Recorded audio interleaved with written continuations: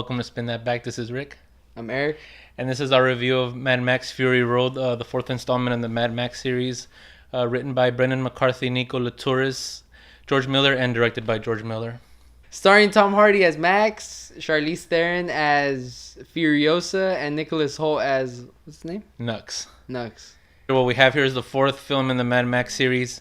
Is it a reboot? It's like a sequel, reboot, kind of.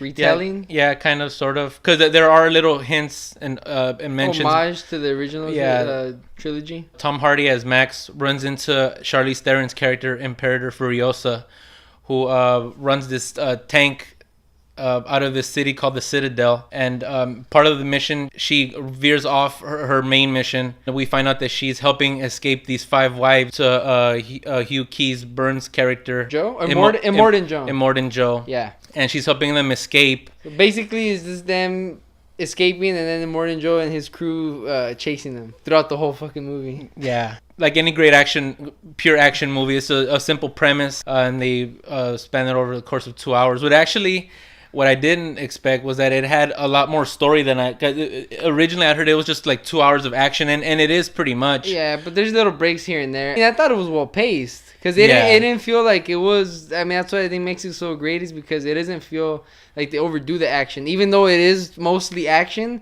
It's not just like they're not just throwing all these explosions and shit at you. Like, there's shit going on. It's a series of big set pieces in between them, starting at this place, the Citadel, and getting to where they need to go. Point A to point B, and some shit in between. Yeah. But, I mean, it's like one huge GTA mission. Yeah. So George Miller back 30 years after the last Mad Max movie, Beyond Thunderdome. It's old as fuck and, now. I mean, it's incredible to think that a 70-year-old guy directed this movie. I mean, it's just so crazy. Mostly practical. You could see some green screen. There's some parts, but the chase scenes, it's all practical. Yeah, for the most part, it's practical effects. Most of them were real. I think the only part that's really CG, like heavy CG, is like the part with the sandstorm. Yeah, like at one part in the movie, and that part was fucking sick. Like when they went into the sandstorm. Yeah, the cinematography was beautiful. Like especially that part in the sandstorm, and then they get to this other place. It's sort of like a wetlands, marsh kind of area, and it's like this really soft, like bluish hue to it, and it's really nice. Even like when they're out at nighttime, out in the middle of the desert. I mean, it's a beautiful movie to look at. Like the low camera angles. I mean, he's really like one of the first. Yeah, you feel like you're in you're one of those cars driving down the road. Yeah, he was really one of the first directors to implement that sort of technique. I mean, even though it sounds like it's something simple, but I mean, think about it. I mean, that was 1981. When Road War. Well, the first Mad Max was 79. Yeah, the fact that it's 30 years later after the last Mad Max movie, and that he was able to pull out all the stops in this movie like he did. I mean, I think it's pretty incredible, and it's almost like he's like trying to show off what he can do.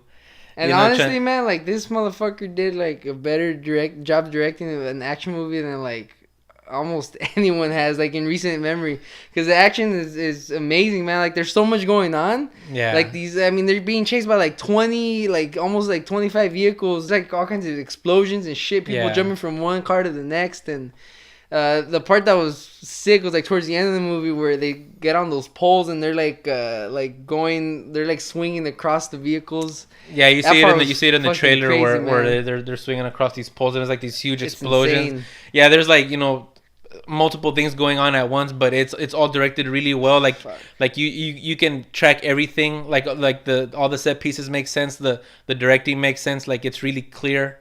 Like you know exactly what's going on. It's not just all shaky cam. You get these like big wide angle shots, and you just see everything going on at once, and it's like you almost don't even know where to focus because there's so much going on. It's pretty incredible what George Miller was able to do with this movie. Man, I think this has been the best action movie since The Raid 2 last year. I mean, I still think The Raid 2 is like my favorite action movie last year, but this is like on that level as far as the intensity and like my jaw dropped in a couple parts, man. Like I actually lost my breath, like leading up towards the end of the movie. Fuck, man, it's like these explosions and like the camera angles and it was like the way it was directed was fucking amazing. I mean, and Tom Hardy, he was good as Max. I mean, Charlize Theron's character probably leads most of the movie, really. Like, it's her character that kind of drives the story forward. That was what George Miller created. He redid it, and he fucking did it better than anyone that's done this since then. It's fucking insane, man. Even though Max himself doesn't really have many lines, But I think... But it's always been that way. It's always been like that. Nicholas Hoult actually was a bigger part of the movie than I expected. Yeah, he was really good as his character Nux.